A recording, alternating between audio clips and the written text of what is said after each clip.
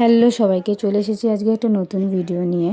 আর কি করলাম তোমাদের সাথে শেয়ার করব। যেহেতু আমার মামার ক্যাটারিংয়ের ব্যবসা, ক্যাটারিংয়ের নাম নিউ আপ্যায়ন ক্যাটারার, আর আমার মামার নাম কমল হালদার।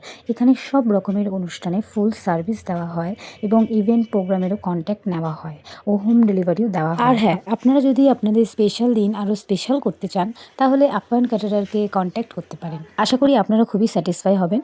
তো আমার প্রোফাইলে আমি নাম্বার এবং প্রোফাইল মেনশন করে দিলাম, আপনারা যোগাযোগ করে নিতে পারেন।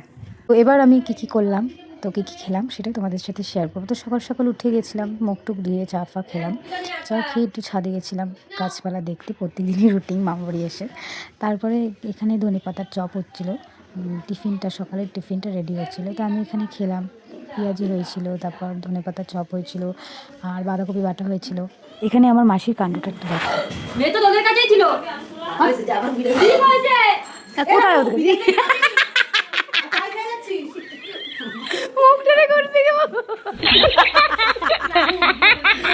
আমার মাসির একবার মেয়ে হারিয়ে যায়, একবার ফোন হারিয়ে যায়, মাসিও কোনদিন হারিয়ে যাবে। তারপরে এখানে টিফিন করে নিলাম।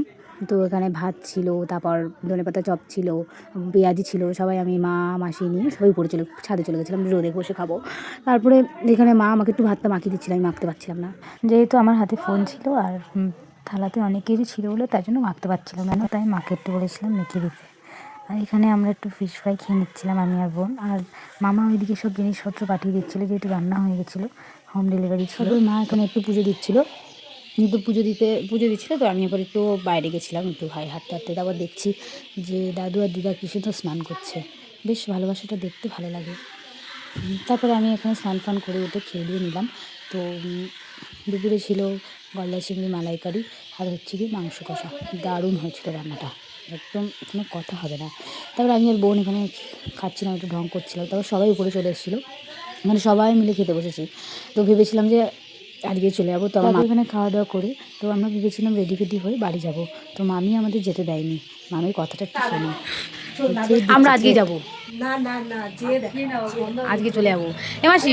তারপরে আমাদের আর যাওয়া হয়নি। এখানে মাসি আমাদের চকলেট এনে দিয়েছিল, আমরা দুজন খাচ্ছিলাম শুয়ে শুয়ে সুন্দর মনের সুখে।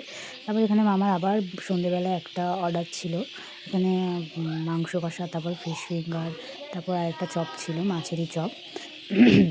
এখানে মামা আর মামি কি সুন্দর রান্নাবান্না করছে, বেশ ভালোই লাগছিলো দেখতে। তো এখানে ফিশ ফিঙ্গারটা বেজে নিচ্ছিলো আমাদের বাড়ির জন্য, ওই দুই একটা যে কজন মানুষ আমাদের 8টার মতো রেখেছিলো।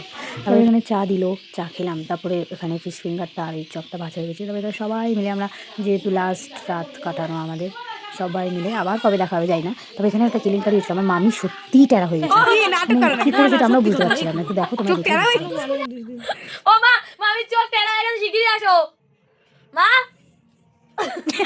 এই মা এত আগে একটু আগে হয়েছে কষ্ট করে শুনছি। ও মামি, মামি চোখটা বন্ধ করো। হ্যাঁ চোখটা বন্ধ করে দেখি, দাঁড়া দাঁড়া দাঁড়া দাঁড়া খোলো। আমির সাথে এটা কেন হয়েছিল জানি না, তোমরা যদি জেনে থাকো তাহলে জানি। আর এখানে রাত্রিবেলা ভাত খেয়ে তারপরে এখানে একটু মিষ্টি মুখ করে নিয়েছি, যেহেতু লাস্ট দিন ছিল। মামা মিষ্টি এনেছিল, মালা চলছে, আমরা সবাই মিষ্টি ভালো খাই, তার জন্য তারপরে বোন এখানে মার খেয়েছে। বোনের মার খেতেই হবে, না মার খেলেও দিন ভালো যায় না। একটা কথা বললাম না, পাগলামি করবি তো আমার সাথে কোথাও বেরোবি না, বুঝছিস তো? কোথাও নিয়ে বলবো না, কোথাও নিয়ে বলবো না, পাগলামি করবি আমার সাথে বেরোবি না। আরেকটা মাইর দিই, তুই বাড়িতে থাকতে না খায় না দেয়, যা থাকিস থাকবে। হাসতে হাসতে খাওয়ার সময় ওর মার না খেলে দিনে ওর ভালো যায় না, কারণ যে কটা আমি ব্লগ ছিলি সে কটাতেই ও মার খেয়েছে, মারের ভিডিও আছে, ও মার খাবে সবার কাছে। তো ওখানে ঘুমানোর জন্য একটু স্কিন কেয়ার করছিলাম। তো আমার ব্লগটা একটুখানি ভালো লাগলে লাইক কমেন্ট শেয়ার করে দেখা হচ্ছে পরের ভিডিওতে। Tata guys.